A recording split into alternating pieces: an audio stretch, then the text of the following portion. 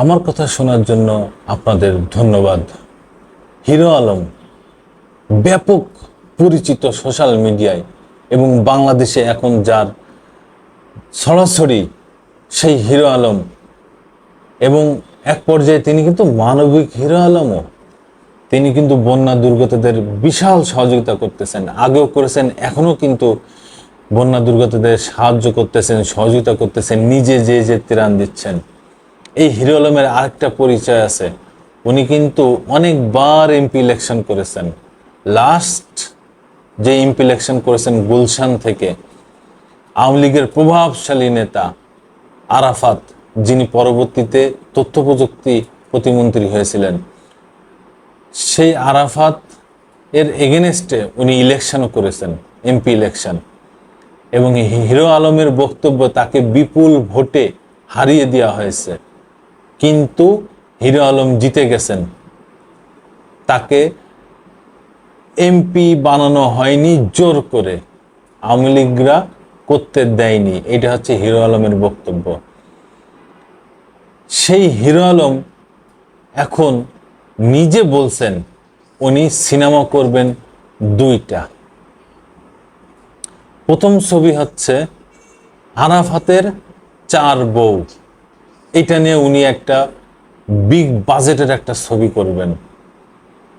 তথ্য প্রতিমন্ত্রী সাবেক সেই লোকরে নিয়ে হিরো আলম সিনেমা করবেন, আরাফাতের 4 বউ।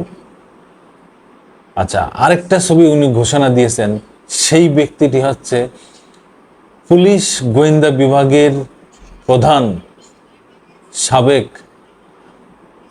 ডিবি হারুন, যাকে বলা হয় আলোচিত সমালোচিত, এই লোকটার নামেও উনি সিনেমা করবেন। সেই সিনেমার নাম দিবেন ভাতের হোটেল, মাস্তান হারুনের ভাতের হোটেল, কিংবা মাস্তান হারুন, কিংবা শুধু ভাতের হোটেল, এইভাবেই একটা নাম দিবেন উনি। উনি এই ধরনের নাম বলছেন, কিন্তু লাস্ট পর্যায়ে বলছেন মাস্তান হারুন নামেই ছবিটির সিনেমাটির নাম দেবেন। এই হারুনের কাছে উনি কয়েকবার গেছেন বিভিন্ন পরামর্শের জন্য, বিভিন্ন উপকারের জন্য, এবং উনিও ভাতের হোটেলে খেয়ে আসছেন। উনি উপকার পেয়েছেন, তারপরে ওনার এন্ট্রিতে এখন কেন তিনি সিনেমা বানাবেন জানি না। যাই হোক, এটা ওনার ব্যক্তিগত ব্যাপার। হিরো আলম মানে আমাদের সমাজের সুপারহিট একজন নায়ক, সোশ্যাল মিডিয়ায় ব্যাপক সরগম সেই হিরো আলম এখন দুইটা ছবি বানাবেন। একটা হচ্ছে আরাফাতের 4 বউ, আরেকটা হচ্ছে মাস্তান হারুন। হিরো আলম সোশ্যাল মিডিয়ায় ব্যাপকভাবে জনপ্রিয়। তার অনেক কিছু গুণ আছে, তার ভিতরে একটা গুণ, উনি কিন্তু একজন নায়ক। দ্বিতীয় গুণ, উনি একজন সমাজসেবী। তৃতীয় গুণ, উনি সোশ্যাল মিডিয়া সব সময় সরব থাকেন, যেটা অনেক মানুষ যারা সোশ্যাল মিডিয়ায় আছেন পারেন না সবসময় সরব থাকেন, কিন্তু উনি পারেন। উনি বিভিন্ন কায়দায়, বিভিন্নভাবে, বিভিন্ন ঘটনায় উনি থাকেন। সেই অবস্থায় উনি এইভাবে ভাইরাল হয়ে যান, এবং বিভিন্ন ঘটনার সাথে উনি জড়িতও থাকেন। সেই হিরো আলম, আমরা অপেক্ষায় থাকি যে কবে আসবে এই সিনেমা, আমরা দেখব। একটা নিউজ বেরিয়েছে ইত্তেফাকে, কি বলছেন একটু আপনাদের শোনাই। ডিএমপি সাবেক ডিবি প্রধান হারুনুর রশিদ ও সাবেক তথ্য প্রতিমন্ত্রী মোহাম্মদ আলী আরাফাতকে নিয়ে সিনেমা বানানোর ঘোষণা দিয়েছেন আলোচিত কন্টেন্ট ক্রিয়েটর আশরাফুল আলম ওরফে হিরো আলম।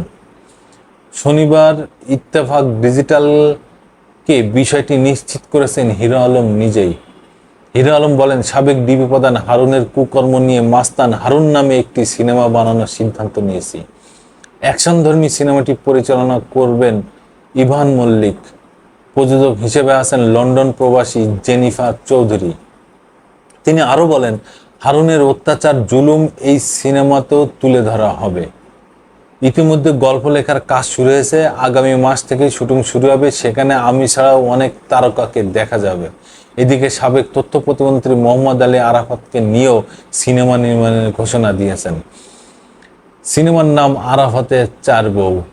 শাওন আশরাফ পরিচালিত সিনেমাটির শুটিংও খুব দ্রুত শুরু হবে বলে তিনি নিজেই জানান ইত্তেফাককে।